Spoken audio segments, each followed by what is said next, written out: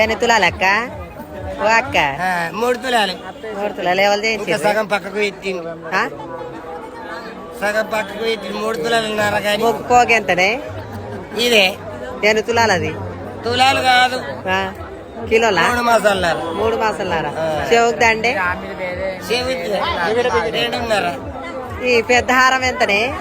ఇది 5 తులాలు. అయ్యో ఎవరు? ఇంకా రేపు చూడు, నీ మీద పెడుతూనే నేను అడుగుతున్నాను. అయ్యో మన మొగడ పెట్టిండే. అదే మరి మొగడు పెట్టి పెడతాడు. గాజులు ఎవరు వేయించిరాక నీకు? గాజులోడు మంచిగా పెట్టిండు. ఎంత తీసుకున్నాడే? 80.